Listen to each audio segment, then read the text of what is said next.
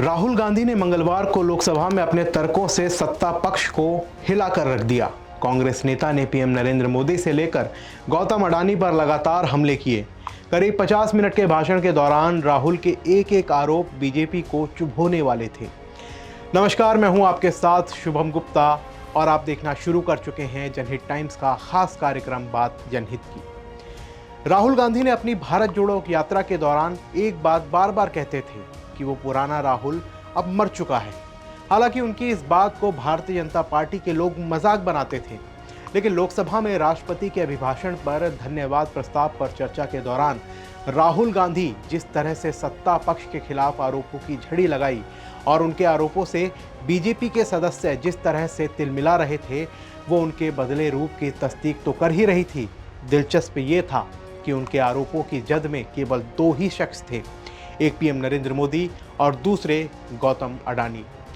राहुल के हमलों से सत्तारूढ़ भारतीय जनता पार्टी सहमी सहमी और बैकफुट पर दिखी। उनकी रणनीति छितराई नजर आई। दरअसल जब आप सत्ता पक्ष के सदस्यों की बॉडी लैंग्वेज देखेंगे तो समझ जाएंगे कि राहुल के आरोपों ने उन्हें हिला कर रख दिया। अपने भाषण के दौरान राहुल ने जो साबित करना चाहते थे वो उसमें काफी हद तक सफल भी रहे। राहुल ने सदन में तथ्यों की बात रखी और उसे रिलेट कर सीधे सीधे पीएम मोदी को घेर लिया। खास बात यह भी रही कि अपने भाषण के दौरान राहुल ने लोगों से कनेक्ट भी किया। ऐसा पहली बार था कि कांग्रेस के आक्रामक हमले से सत्ता पक्ष का विश्वास डिगा दिख रहा था। राहुल ने अपने भाषण के दौरान तथ्यों के साथ हमले बोले। अगर आप बॉडी लैंग्वेज की बात करें तो उससे समझ सकते हैं कि कौन किस पर हावी हो रहा था। सत्ता पक्ष में मंत्री अर्जुन मेघवाल, निशिकांत दुबे और रविशंकर प्रसाद बैठे थे। राहुल जैसे जैसे आरोप लगा रहे थे, सत्ता पक्ष के ये नेता रूल बुक की बात कर रहे थे। प्रसाद तो रूल बुक लेकर महोदय हुजूर कहते हुए रूल बुक के नियमों का जिक्र करते दिखे। वो कह रहे थे कि राहुल ऐसे आरोप नहीं लगा सकते, अगर ये गंभीर आरोप है तो नोटिस देना होगा।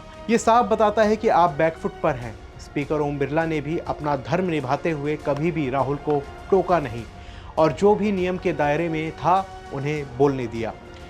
राहुल ने भी मनोयोग से अपना भाषण पूरा किया।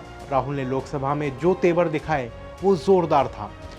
राहुल के भाषण के दौरान ऐसा पहली बार लग रहा था कि अटल बिहारी वाजपेयी काल वाला विपक्ष वापस आ गया हो। पीएम नरेंद्र मोदी और गृह मंत्री अमित शाह की अनुपस्थिति में बीजेपी बेबस नजर आ रही थी। जो नेता वहां मौजूद थे, सत्ता पक्ष में उनमें एक अजीब तरह की बेचैनी दिखी।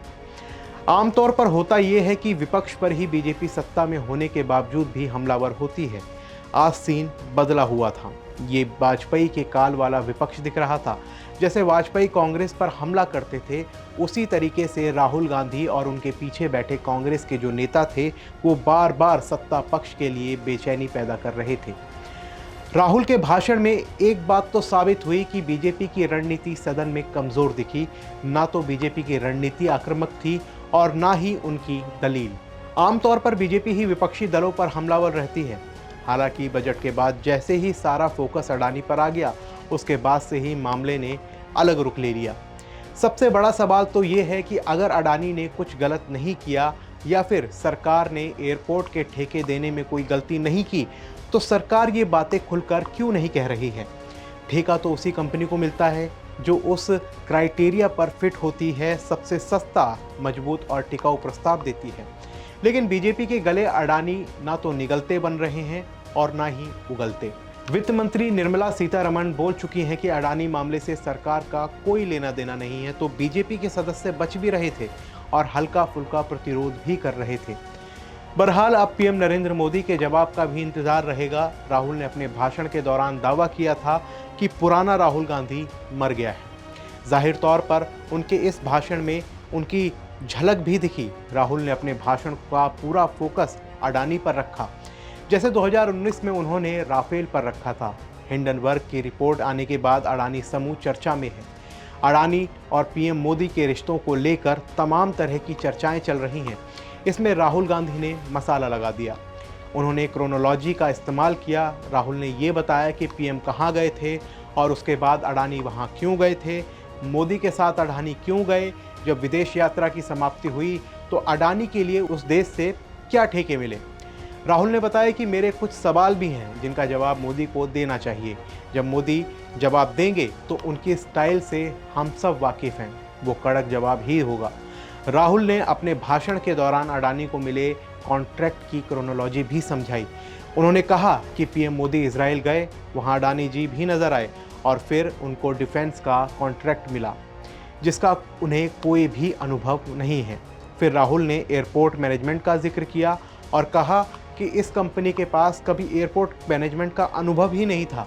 राहुल ने आज उस नेता की छवि दिखी जो अपने भाषण में कनेक्ट कर पा रहे थे। उन्होंने कहा जो उनके सारे सवाल थे वो नहीं पूछ रहे हैं, बल्कि यात्रा के दौरान युवाओं ने उनसे ये सवाल पूछे। राहुल ने कहा पीएम मोदी बांग्लादेश गए, उनकी यात्रा में पावर डील हुई। कुछ दिनों बाद अडानी को 1500 मेगावाट पावर डील मिल गई। यहाँ एक बात आपको बता दूं कि जो निशिकांत दुबे मंगलवार को सदन में गुस्से में दिखे, अडानी का पावर प्रोजेक्ट झारखंड के गोड्डा जिले में बनकर तैयार है। ये दुबे का संसदीय इलाका भी है। उन्होंने कहा कि बजट में अडानी को ध्यान में रखकर ही बजट बनाया गया है। हालांकि राहुल की दादी, पिता या फिर नाना जवाहरलाल नेहरू के समय पर भी उन पर किसी खास कारोबारी को बजट का पेपर दिखाकर पेश करने के आरोप लगते रहे हैं। खैर, ये तो अलग बात हुई। राहुल ने ये कहा कि इस बार बजट में वित्त मंत्री निर्मला सीतारमण ने ग्रीन हाइड्रोजन एनर्जी के लिए बजट में 19,800 करोड़ रुपए का प्रावधान किया है। ये संयोग है कि अडानी पावर ने पिछले साल ही दावा किया था कि वो दुनिया में सबसे बड़ी ग्रीन एनर्जी कंपनी बनेगी। राहुल की बातों में कुछ चीज़ें सिंक नहीं हो पा रही थी। कोई घटना जो आगे हुई थी उसको पीछे बता रहे थे, लेकिन जो तथ्य थे वो काटे तथ्य थे और जो जोड़ने वाले कोरिलेशन था वो कांग्रेस के समर्थन को ज़रूर अच्छी लगी होगी। आपका क्या कुछ मानना है हमारी इस रिपोर्ट पर हमें कमेंट बॉक्स में ज़रूर लिखें और देश और दुनिया की तमाम खबरों में बने रहने के लिए देखते रहिए जनहित टाइम्स। जय हिंद।